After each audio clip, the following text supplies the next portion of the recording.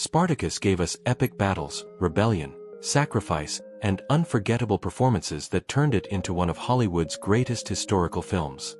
But behind the swords and glory, the real lives of its legendary cast followed stories even more dramatic than what we saw on screen.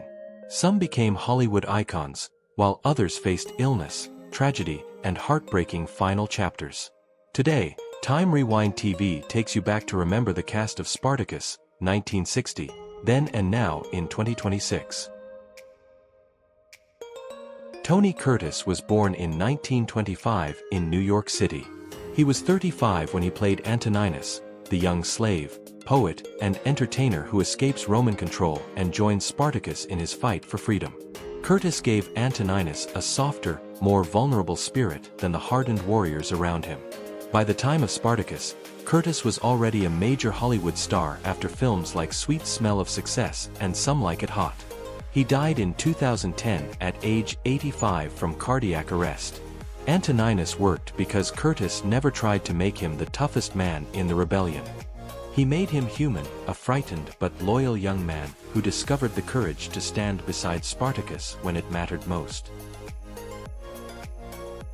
Laurence Olivier was born in 1907 in Dorking, England. He was 53 when he played Crassus, cold, calculating, and powerful enough to see Spartacus' rebellion as both a political threat and a personal insult. Olivier gave him the confidence of a man who believed Rome, and everyone inside it, should bend to his will. Olivier was already one of the world's greatest stage and screen actors, and Spartacus gave him one of his most memorable villains.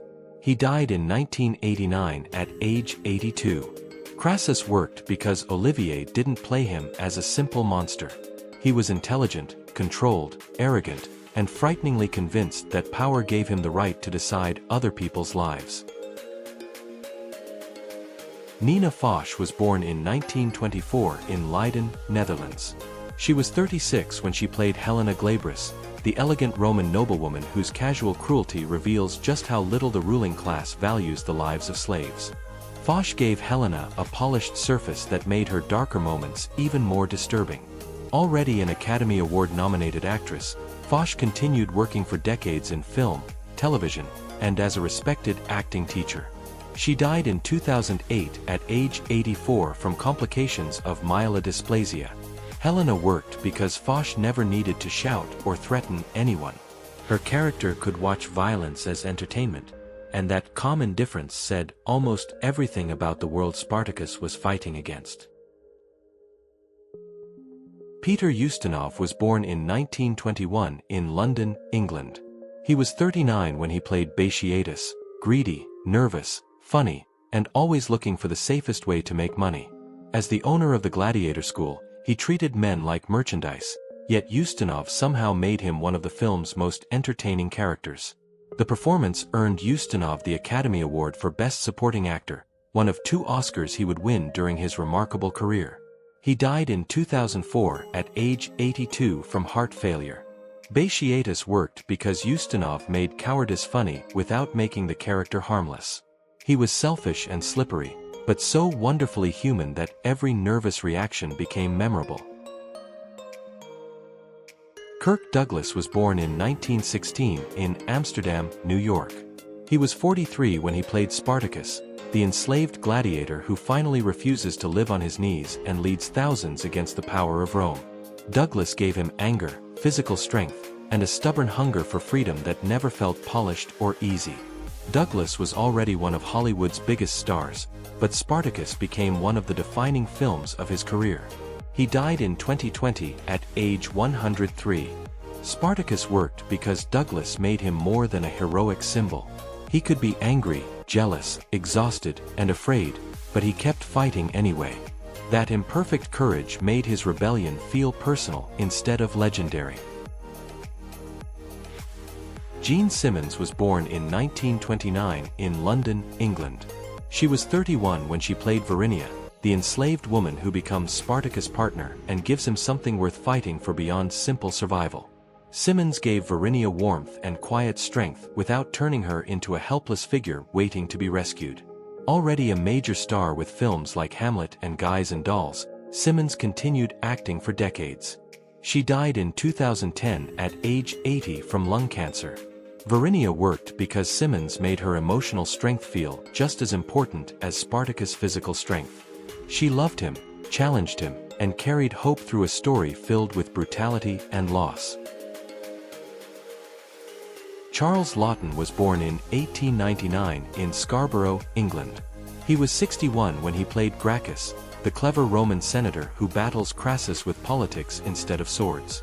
Heavy, sarcastic, and always several moves ahead, Laughton made him feel like a man who understood exactly how dirty Roman power could become.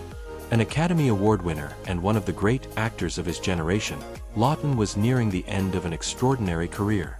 He died in 1962 at age 63 from kidney cancer. Gracchus worked because Laughton gave him humor, intelligence, and plenty of flaws. He wasn't a pure hero, he was a politician who knew the game and understood how dangerous Crassus could be. John Gavin was born in 1931 in Los Angeles, California. He was 29 when he played Julius Caesar, years before the historical ruler would become the legendary figure most audiences know. Gavin played him young, disciplined, and ambitious, already carrying the confidence of a man destined for greater power. Gavin later starred in films like Psycho and Thoroughly Modern Millie before eventually serving as the U.S. ambassador to Mexico. He died in 2018 at age 86 from complications of pneumonia. Caesar worked because Gavin kept him controlled. He wasn't yet the center of Rome, but you could already sense the ambition underneath the uniform, the beginning of a man history would never forget. John Ireland was born in 1914 in Vancouver, Canada. He was 45 when he played Crixus, one of the hardened gladiators who joined Spartacus' rebellion. Ireland gave him the rough edge of a man shaped by violence, someone who understood that freedom would never come without blood. Ireland had already earned an Academy Award nomination for All the King's Men and built a reputation playing tough, complicated men. He died in 1992 at age 78 from leukemia. Crixus worked because Ireland looked like he belonged in the arena. There was nothing polished about him. He felt weathered, dangerous, and believable, a fighter who had spent too long surviving to be easily frightened. John Dahl was born in 1920 in New York City. He was 40 when he played Marcus Publius Glabrus, the proud Roman commander whose confidence collapses after his forces underestimate Spartacus and the rebel army. Dahl gave Glabrus the arrogance of a privileged man who never imagined slaves could humiliate Rome. Dahl was already known for rope, and his Academy Award-nominated performance in The Corn is Green. He died in 1971 at age 50 from cardiac arrest. Glabrus worked because Dahl made his downfall satisfying. He begins with status, confidence, and Roman pride, only to discover that titles mean very little when the people beneath you finally decide to fight back. Joanna Barnes was born in 1934 in Boston, Massachusetts. She was 25 when she played Claudia Marius, one of the wealthy Roman women whose visit to Beatrice's gladiator school leads to a brutal fight staged purely for entertainment. Barnes gave Claudia the polished confidence of someone completely protected by privilege. She later became widely remembered for The Parent Trap while also building a career as a writer and television personality. Barnes died in 2022 at age 87. Claudia worked because she helped expose the cruelty behind Rome's beautiful surface. She could discuss life and death violence almost casually, showing just how normal the suffering of enslaved people had become to those with money and power. Herbert Lom was born in 1917 in Prague, then part of Austria-Hungary.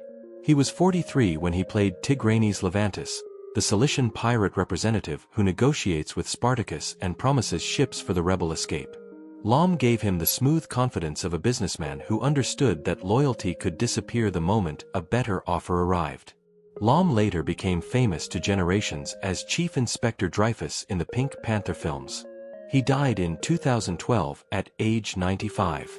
Tigranes worked because Lom made him difficult to trust from the moment he appeared. He was charming, careful, and practical, and in the dangerous world of Spartacus, practicality could become betrayal very quickly. Thanks for joining us as we look back at Spartacus, 1960, and the legendary cast who brought this epic story to life. Which character or actor do you remember most? Share your thoughts in the comments, and don't forget to like and subscribe for more classic movie memories.